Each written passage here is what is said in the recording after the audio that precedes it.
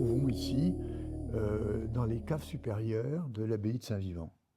Une abbaye qui a été extrêmement florissante au Moyen-Âge et jusqu'au XVIIIe, jusqu'à la Révolution française, et qui ensuite a été un peu dépecée en fait de tout ce qu'elle avait d'intéressant pour les constructeurs locaux, et est devenue une ruine et que nous avons reprise dans la fin des années 90 et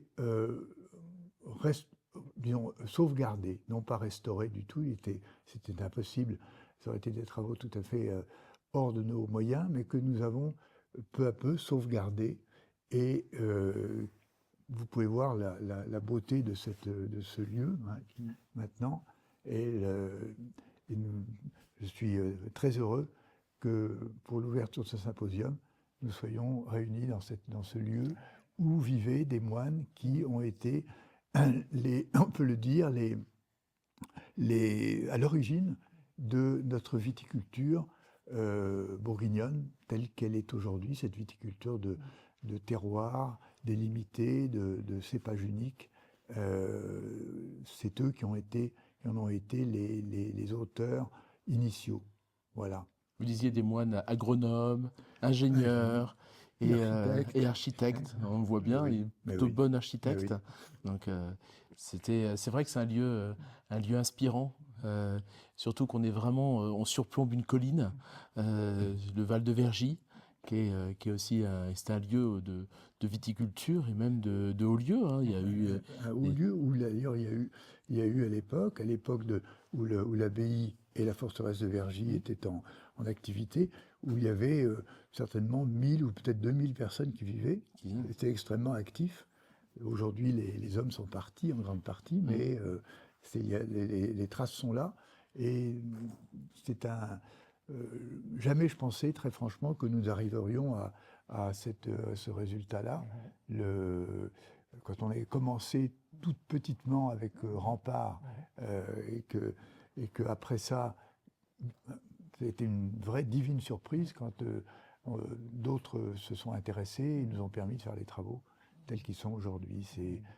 Jamais je pensais que nous y arriverions, mais ça y est. Vous disiez notamment des compatriotes chinois qui ont... Notamment, exactement, depuis maintenant une dizaine d'années, tous les ans, nous avons un apport très important de mécénats chinois et d'Extrême-Orient, et notamment chinois. Qui ont été inspirés, qui ont trouvé du sens à cette préservation, cette sauvegarde. Exactement, qui nous disent, mais écoutez, si on peut aider à sauvegarder un lieu qui est important dans un pays que nous aimons, dans une région que nous aimons et qui produit des vins que nous aimons, c'est quelque chose qui nous fait plaisir. Bien sûr. Voilà.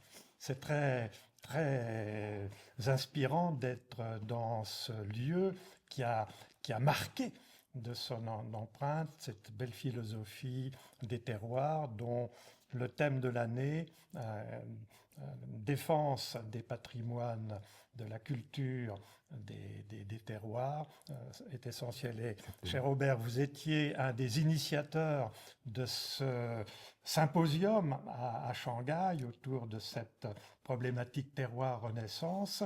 Et vous y êtes venu plusieurs fois. Cette année, vous n'y êtes pas présent physiquement, mais vous l'êtes par cette petite vidéo.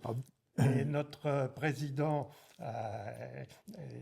Thibault Liger-Belair va vous poser quelques questions sur la thématique de ce symposium. Alors, je peux dire que je n'y serai pas physiquement, mais j'y serai en esprit, parce que c'est quelque chose. Si j'ai pu faire quelque chose pour ce symposium, il faut bien dire que c'est grâce c'est à cause de la passion de nos amis de T-Spirit et Xiang notamment, cette passion qui nous a remués tous, qui nous a fait bouger et qui nous a amenés là-bas.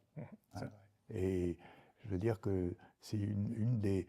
Bon, dans la vie, il y a un certain nombre de choses qui qui nous font chaud au cœur quand on y pense, ça c'en est une, parce que on ne pensait pas au départ que qu'il y aurait que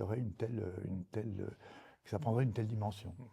Mais je trouve que, pour moi, j'ai l'impression en tant que vigneron d'être un peu comme cette architecture, un peu ces gardiens du temple. Dire que ici on a des pierres, et j'ai l'impression que notre terroir c'est des pierres, et qu'on se doit de préserver. Non pas qu'on est les propriétaires de ce lieu, on est juste des passeurs. Et dans ce côté passeur, il y a toujours cette volonté, à un moment donné, de faire comprendre pourquoi on y est aussi attaché à de la pierre, à une terre, à un lieu, parce que c'est un ensemble. Et je trouve que ce lieu a beaucoup d'analogies finalement avec notre métier, de se dire, on va essayer de faire tout ce qui est possible pour justement redonner peut-être encore en meilleur état, ou en tout cas préserver. Il y a toujours cette idée de préservation, et dans la préservation, faut faire comprendre, faut éduquer, faut transmettre. Dans la transmission, il y a l'éducation, pas simplement de vin, mais surtout de ce lieu qu'il faut protéger et qui est tellement important. Sans transmission, on pourrait dire qu'il n'y a pas de culture. Parce que la culture, ça se construit par la transmission, en fait. Hein. Et cette transmission, c'est ce que nous essayons de faire en Bourgogne. Quelqu'un comme Thibaut est un des artisans de cette transmission. Et j'ai essayé de le faire moi-même avec l'inscription au patrimoine mondial, qui essayez. Voilà, pas de fausse humilité. Disons que je pense que tout ça participe de moyens de transmission sans lesquels cette culture ne mourrait à un moment quelconque. Et il faut vraiment transmettre. Et non seulement transmission ici, dans notre Bourgogne, mais aussi transmission de cette culture bourguignonne, celle du terroir, à d'autres régions qui ont envie de se l'approprier, comme la Chine. Bien sûr. Voilà, cette transmission-là est quelque chose d'extrêmement important pour nous tous, pour le monde en fait.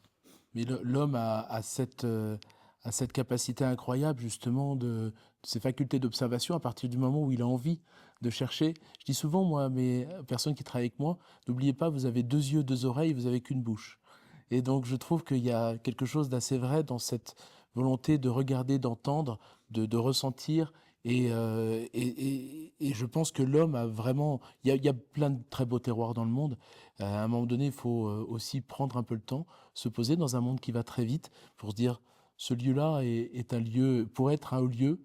Et je pense que les moines, comme vous avez aussi bien parlé, prenaient le temps de cette introspection, de ce moment de calme, de prière, mais aussi de pouvoir prendre le temps d'observer, de se dire, de comprendre en fait un lieu qui peut être particulier par rapport à un autre.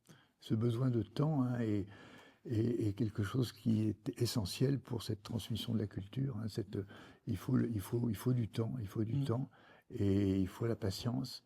La patience dans notre métier, de la même manière que quand tu parles je dis toujours à nos équipes là, dans les vignes que nous avons un métier de patience et d'écoute, c'est vrai, et il faut le maintenir. Et l'Association internationale des terroirs, l'AIT, c'est une de ses missions. C'est exactement ça. L'AIT, vraiment, l'association a été créée en 2019 déjà. Alors il y a une petite pause pendant le Covid évidemment, mais il y a vraiment cette volonté de porter un peu cette idée de terroir, cette idée de globale de terroir, et pas simplement d'une terre, pas simplement d'un climat, mais tout ce qui va autour, et les hommes aussi, parce que les hommes sont très importants, et d'essayer de transmettre ça, et d'essayer par justement ce prisme un peu de ces climats bourguignons, de ces hauts lieux, de montrer que on peut avoir ces analogies également dans d'autres terroirs. Alors évidemment en Chine, les terroirs du thé, c'est quand même quelque chose d'assez extraordinaire, cette diversité. Moi je connaissais peu, je l'ai appris. j'ai encore beaucoup de choses à apprendre, évidemment, mais j'ai commencé à apprendre cette subtilité. Je trouve que dans le mot terroir, je trouve que le mot le plus proche, c'est la subtilité. Ces choses subtiles qui, finalement, avec ces approches fines, et qui est meilleur que supérieur, que spirituel finalement. Oui. Meilleur que spirituel. Parce que peut-être que la subtilité intègre le spirituel. Oui, exactement. Alors on va parler philosophie, attention. Mais clairement, il a été. Alors moi, vous m'avez la petite anecdote quand même. C'est qu'un jour, vous êtes sorti de la salle d'une réunion et vous m'avez dit, Thibaut, je veux bien prendre la présidence d'honneur, seulement si tu prends la présidence. Donc, bon, ça n'a pas duré très longtemps. Hein. J'ai dit oui tout de suite parce que j'avais l'impression d'être, comment dire, appelé d'une certaine manière en disant, voilà, t'as une mission et je suis tellement attaché au lieu dans lequel je vis. Moi, j'habite juste en face, dans les Hautes-Côtes, juste en face de l'abbaye. J'ai tous les matins la vue sur l'abbaye et tous les jours dans mes vignes. Et je me dis, voilà, ça a du sens. Et si on fait quelque chose qui a du sens, ça permet de mieux vivre. C'est une belle expérience de transmission. Nos terroirs sont précieux, ils sont fragiles. C'est important de perpétuer cette belle philosophie de la culture des terroirs. Exactement. Donc, on va faire un beau symposium avec énormément d'intervenants passionnants, des vignerons passionnants, des créateurs de thé absolument incroyables. Et puis, cette transmission, elle va être... on va continuer aux générations qui vont suivre. Évidemment, à travers le monde, on va peut-être pas se limiter à la Chine, on va peut-être aller dans d'autres aussi régions, pourquoi pas. Donc, dans AIT, il y a international, et donc je pense que ces trois lettres groupent beaucoup de choses avec une bonne mission. Croyez bien que je serai avec vous en esprit, hein, vraiment en esprit, et je voudrais redire encore une fois combien le rôle de Xiang, de Thé Spirit, est quelque chose de tout à fait remarquable et qui n'est unique pour l'instant. Unique. Merci Aubert. Merci à vous. Merci à vous. Merci à vous.